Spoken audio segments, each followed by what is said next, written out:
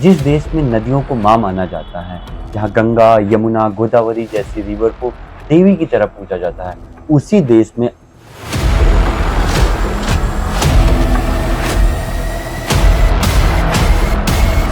नीति आयोग जो गवर्नमेंट का think tank है, कहता है कि 21 major cities including Delhi, Bangalore, Chennai में कलकत्ता में ब्रिटिश ने वाटर प्यूरिफिकेशन सिस्टम तो लगाया, पर सीवेज सिस्टम यमुना नदी जो 22 किलोमीटर का हिस्सा दिल्ली के अंदर आता है, वो सबसे पॉल्यूटेड पार्ट है।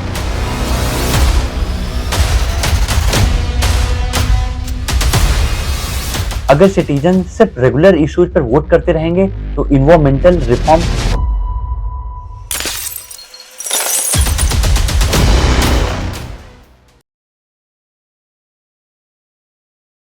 आज मैं आपको एक ऐसी कहानी बताने जा रहा हूं जो शायद आपको रात की नींद नहीं आने देगी। Yes, you heard right. ये कहानी है पानी की।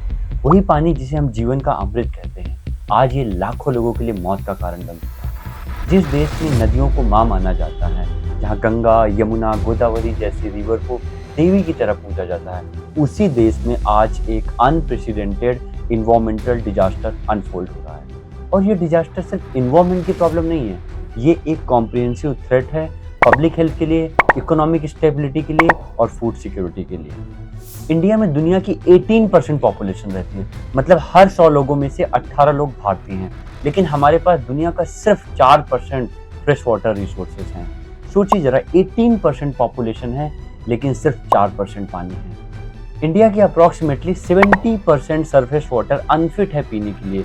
मतलब अगर आप किसी रिवर, लेक या पॉन्ड के आसपास रहते हैं तो 70% चांसेस है कि वो पानी पीने लायक है ही नहीं। और ग्राउंड वाटर, उसकी हालत भी खराब है। सेंट्रल ग्राउंड वाटर बोर्ड की रिपोर्ट कहती है कि हर 5 ग्राउंड वाटर सैंपल में से एक, मतलब 20% पॉल्यूशन के सेफ लिमिट से ज़्यादा कंटेमिनेटेड है। इंडिया में हर साल लाखों लोग सिर्फ वाटर पॉल्यूशन की वजह से मर जाते हैं। ये नंबर इतना बड़ा है कि इमेजिन करना मुश्किल है। सबसे दर्द भरी बात तो ये है कि इनमें से ज़्यादातर बच्चे हैं जो 5 साल से कम हैं। वो मासूम बच्चे जो अभी 5 साल के भी नहीं हुए हैं, डायरिया जैसी बीमारी से अपनी जान गंवा लेते हैं, सिर्फ इस वजह से कि उन्हें साफ पानी नसीब नहीं होता है। क्या ये डेथ अनअवॉइडेबल थी? बिल्कुल नहीं, ये लार्जली प्रिवेंटेबल डेथ्स हैं। नीति आयोग जो गवर्नमेंट का थिंक टैंक है, कहता है कि 21 major cities including Delhi, Bangalore, Chennai में ग्राउंड वाटर रिजर्व डिप्लीट हो सकता है 2030 तक। सेंट्रल पॉल्यूशन कंट्रोल बोर्ड के अकॉर्डिंग 2023 में 296 पॉल्यूटेड रिवर स्ट्रेचेस आइडेंटिफाई किए गए, जो 271 रिवर्स में थे। ये थोड़ा बेटर है 2022 के कंपैरिजन में, जब 311 पॉल्यूटेड स्ट्रेचेस थे। स्ट्रेचेस का मतलब सिंपल है, रिवर का वो हिस्सा जहां पानी की क्वालिटी बहुत ही ज्यादा खराब हो गई है। देश में ये वाटर पॉल्यूशन क्राइसिस एक दिन में नहीं हुआ है, ये 150 साल से भी ज्यादा टाइम की इंडस्ट्रियल डेवलपमेंट, एग्रीकल्चर इंटेंसिफिकेशन और अर्बनाइजेशन का रिजल्ट है।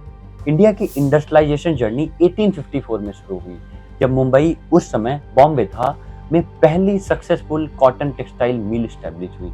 ये एक टर्निंग पॉइंट था, क्योंकि पहले इंडिया मेनली एग्रेरियन इकोनॉमी था, मतलब ज़्यादातर लोग एग्रीकल्चर और हैंडीक्राफ्ट पर डिपेंडेंट थे।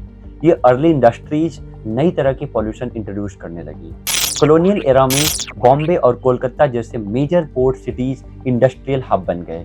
कलकत्ता में ब्रिटिश ने वाटर प्यूरिफिकेशन सिस्टम तो लगाया, पर सीवेज सिस्टम ऐसा था कि अनट्रीटेड वेस्ट सीधे हुगली रिवर में जाता था। ये फाउंडेशन था सिस्टमैटिक रिवर पॉल्यूशन का, जो बाद के डिकेड्स में तेजी से इंटेंसिफाई हुआ। इवन आज भी जब वाटर पॉल्यूशन की बात आती है तो इंडस्ट्रियल सेक्टर सबसे कॉन्सेंट्रेटेड और टॉक्सिक सोर्स है। ये कॉम्प्लेक्स केमिकल कॉकटेल्स जनरेट करते हैं जो एक्वेटिक इकोसिस्टम को नष्ट कर रहा है। According to government data, India की 3186 ग्रॉसली पॉल्यूटिंग इंडस्ट्री हर दिन 400 मिलियन लीटर से ज्यादा इंडस्ट्रियल एफ्लुएंट गंगा और यमुना रिवर में डिस्चार्ज करती है। 400 मिलियन लीटर डेली। ये industries include chemical manufacturing, pharmaceutical, food processing, steel production और पेट्रोकेमिकल। हर एक स्पेसिफिक टाइप के टॉक्सिक वेस्ट जनरेट करते हैं। अनट्रीटेड सीवेज इंडिया में वाटर कंटेमिनेशन का प्रीडोमिनेंट सोर्स है। ये सीवेज डेंजरस लेवल के कॉलीफॉर्म बैक्टीरिया लेकर आते हैं। पर सबसे बड़ी प्रॉब्लम ये है कि बहुत सारी इंडस्ट्रीज बिना प्रॉपर ट्रीटमेंट सिस्टम के काम कर रही हैं, और जो इंडस्ट्रीज अपने वेस्ट वाटर को ट्रीट भी करती हैं वो पानी इतना साफ नहीं होता है कि गवर्नमेंट के पॉल्यूशन स्टैंडर्ड को मीट कर सके, क्योंकि ट्रीटमेंट सिस्टम की कॉस्ट इकोनॉमिक इंसेंटिव्स क्रिएट करती है इंडस्ट्रीज के लिए कंप्लाइंस अवॉइड करने की। ये तब होता है जब इन्फोर्समेंट वीक है या पेनल्टीज इनसफिशिएंट है। ऐसे ही एक और बड़ा कंट्रीब्यूटर है वाटर पोल्यूशन का म्युनिसिपल सीवेज, और ये शायद सबसे बड़ा सिंगल सोर्स है वाटर पोल्यूशन का इंडिया में। ये एक मैसिव फेलियर है अर्बन प्लानिंग और इंफ्रास्ट्रक्चर डेवलपमेंट का। इंडियन सिटीज और towns produce approximately more than 72,000 million litre of sewage per day, जबकि installed sewage treatment capacity around 31,000 million litre per day, और ऑपरेशनल कैपेसिटी तो और भी कम है, 26,000 million litre per day approximately. इसका मतलब क्या हुआ? लगभग 70% of sewage is discharged without treatment, मतलब millions of litre untreated sewage हर दिन रिवर्स और वाटर बॉडीज में एंटर हो रहा है। ये सीवेज कैरी कर रहे हैं फीकल कॉलीफॉर्म, बैक्टीरिया, वायरस और chemical pollutants from households and commercial sources. पर प्रॉब्लम सिर्फ कैपेसिटी की नहीं है, ऑपरेशनल एफिशिएंसी और मेंटेनेंस की भी है। Most government-owned sewage treatment plants remain non-operational due to improper design, poor maintenance, inadequate management। मतलब जहाँ plants exist भी कर रहे हैं वहाँ भी वो फेल कर रहे हैं प्रिस्क्राइब्ड स्टैंडर्ड मीट करने में। और सिचुएशन वर्स कैसे हो रही है? जैसे जैसे पॉपुलेशन एक्सपैंड होती है और कॉमर्शियल एक्टिविटी इंक्रीज होती है, सीवेज जनरेशन एक्सपोनेंशियली ग्रो होता है, जबकि treatment capacity much more slowly increase होती है। ये gap over the time pollution problem को और भी ज्यादा वर्स बना रहा है। आज वाटर पॉल्यूशन की जो भी स्थिति है उसका एक मेजर कारण फर्टिलाइजर भी है। ग्रीन रिवॉल्यूशन के बाद से फर्टिलाइजर यूज तेजी से इंक्रीज हुआ है। Nitrogen based fertilisers nitrate pollution contribute करते हैं ग्राउंड वाटर में। लगभग 56% डिस्ट्रिक्ट्स में पानी में नाइट्रेट की मात्रा सेफ लिमिट से ज्यादा है। पिछले कई सालों में गवर्नमेंट इंस्टीट्यूशन ने भी कई इनिशिएटिव्स लॉन्च किए वाटर पॉल्यूशन एड्रेस करने के लिए। 1974 को water prevention and control of pollution act पास हुआ, जो इंडिया का पहला कॉम्प्रिहेंसिव अटेम्प्ट था वाटर पॉल्यूशन को लीगली एड्रेस करने के लिए।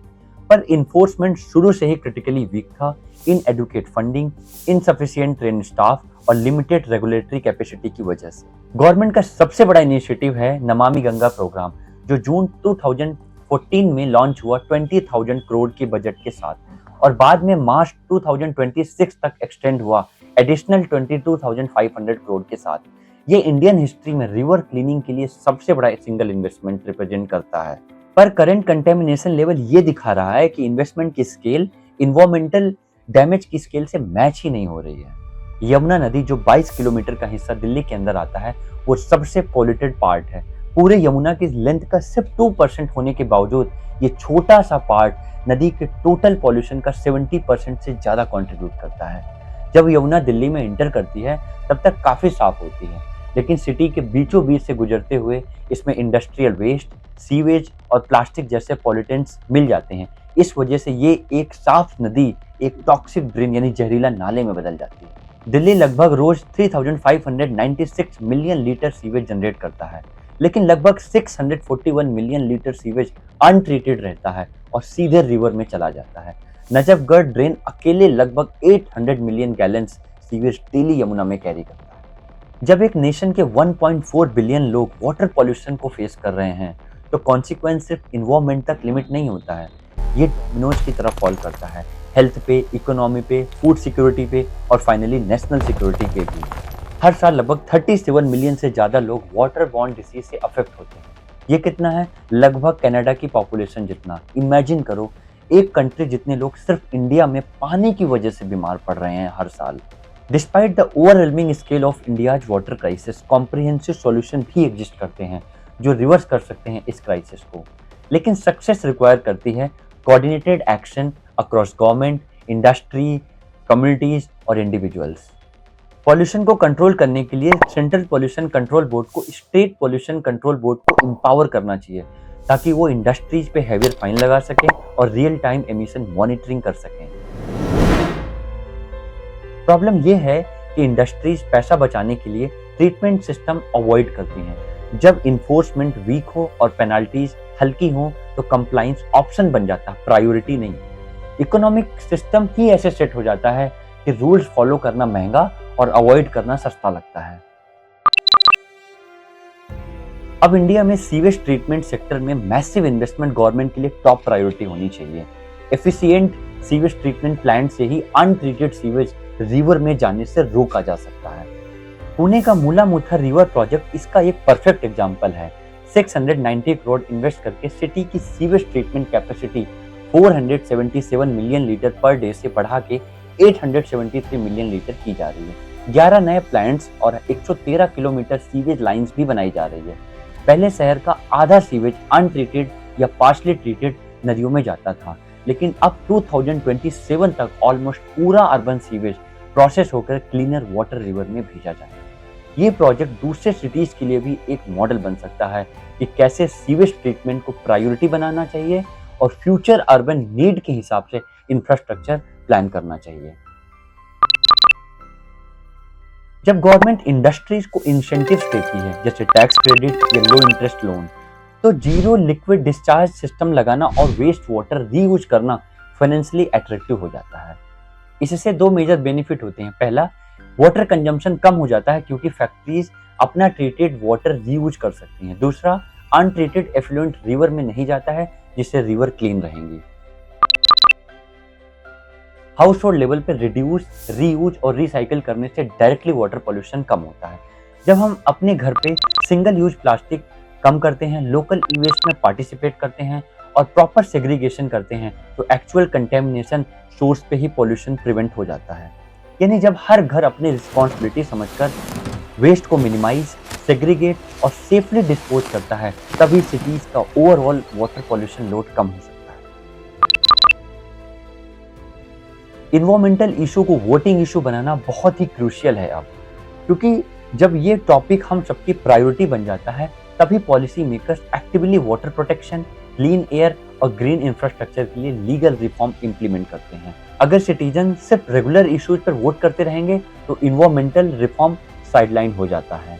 इन्वायरमेंट को एक प्राइमरी वोटिंग इशू बनाना जरूरी है ताकि लॉन्ग टर्म पॉलिटिकल चेंजेस हो सकें। इस अप्रोच से सोसाइटी की इंडिविजुअल पावर कलेक्टिव एक्शन में कन्वर्ट होती है और तभी ग्राउंड लेवल पे रियल चेंज दिखता है। दुनिया भर के कई देशों ने अपने रिवर को वापस जिंदा किया। एग्जाम्पल के लिए थेम्स को 1957 में बायोलॉजिकली डेड डिक्लेयर किया गया था, क्योंकि पॉल्यूशन और ऑक्सीजन न होने की वजह से एक्वेटिक लाइफ खत्म हो गई थी। उसके बाद लंदन ने मेजर सीवेज ट्रीटमेंट में इन्वेस्ट किया, वाटर क्वालिटी स्टैंडर्ड इंप्लीमेंट किए और कम्युनिटी लेवल पे रिस्टोरेशन प्रोजेक्ट लॉन्च किए। एज ए रिजल्ट 2021 में थेम्स में 115 से ज्यादा फिश स्पीसीज वापस आ गई।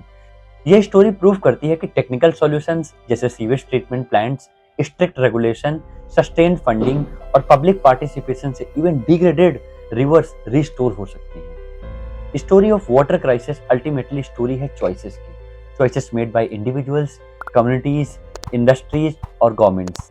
Thank you so much for watching the video.